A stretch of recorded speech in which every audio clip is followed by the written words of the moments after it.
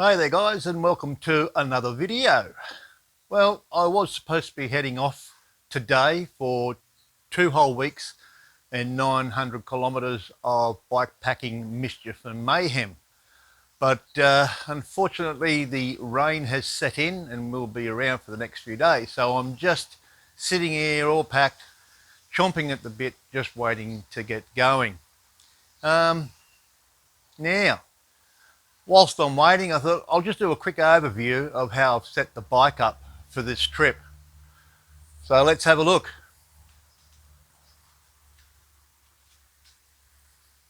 At the front, I've got the Blackburn Outpost handlebar roll. It is about a 10 litre capacity and holds roughly about 4 kilos. And in that I've got all my sleeping gear and my camping gear. I've got a lightweight fleece blanket, my sleeping mat, my hammock, my tarp and my bug mesh. So that's all in there. The little white bag on top is the important stuff. It's got my cook pot, my stove, it's got one gas canister in it and my AeroPress and coffee. Yes, that's the important stuff right there, guys.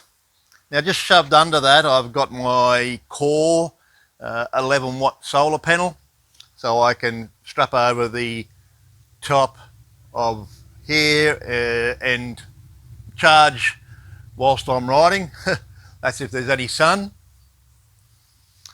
Now if we come around to the handlebars, I've got just a cheap carbon fibre handlebar extension rod that you can buy. I think I paid about 15 bucks for it on Amazon. And on that I've just got my quad lock phone mount system mounted. I've had a few cheap phone mounts and found them to either come loose on the handlebar or almost lose my phone, and I haven't liked them, so I've spent the extra cash to make sure it's secure. Down on the front forks I have my Blackburn Outpost carry-all cages, and I've just got them mounted. A lot of people mount them this way with some stainless steel hose clamps, and of course I've got some old inner tube around the fork just to protect it from scratches. And I see a company called Crank Tanks. They make a 4 litre water tank that goes in the frame above the cranks, but they also make a mount that you can screw your cages onto. So I'm going to look at them a bit more closely when I get back from this trip. Just behind the stem I have got a top tube bag. Now it's just a cheapy one that again I bought off Amazon or one of them online places, and it's just got a thing on the top where you can put a phone, but I keep my a battery pack in there, so just for charging, and it's got a couple of little pockets at the side that I use for putting the cameras in. At the back, at the seat stem, now this is just my little 1.5 litre Azure seat pack. I just normally have it mounted with a tube and CO2 cartridges and some tools and so forth, and yeah, that's just mounted there as a seat tube bag. It works.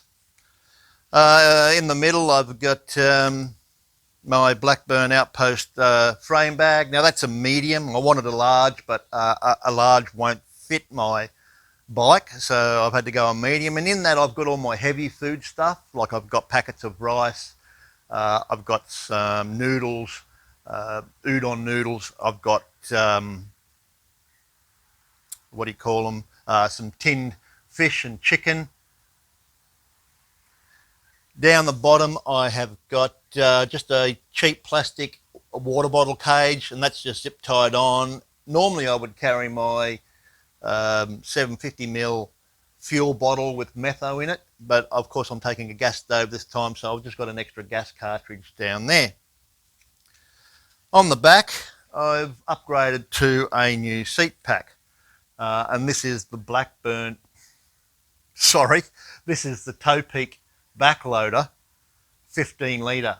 And because of my colostomy needs, I just need that little bit extra room when I'm going on a long trip like this. And yeah, it'll be interesting to see how that goes. But in that, I've got all my clothes, my colostomy supplies, and I've got some dehydrated food and toiletries and so forth like that.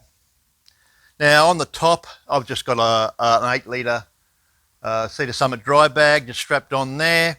And of course, that's got my wet weather gear in it, first aid kit, anything that I might need quickly.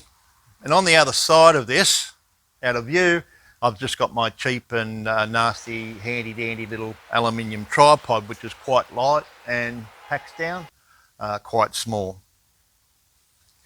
Now on the back seat stays, and I get a lot of questions about these.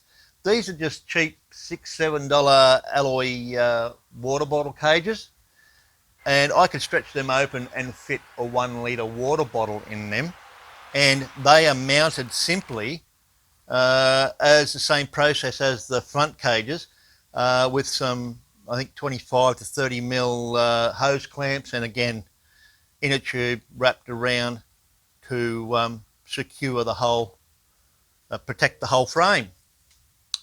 And that is about it, guys. I am trying something new on this trip, and they're called Tannus Armour, Tannus Armour. They're a tyre insert, and they operate by using a tube.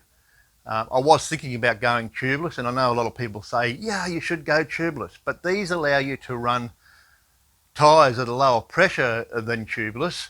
They also protect the tyre from punctures, and also it folds around the tyre and on the inside of the rim, so it also protects your rim from damage, and it also protects from pinch flat.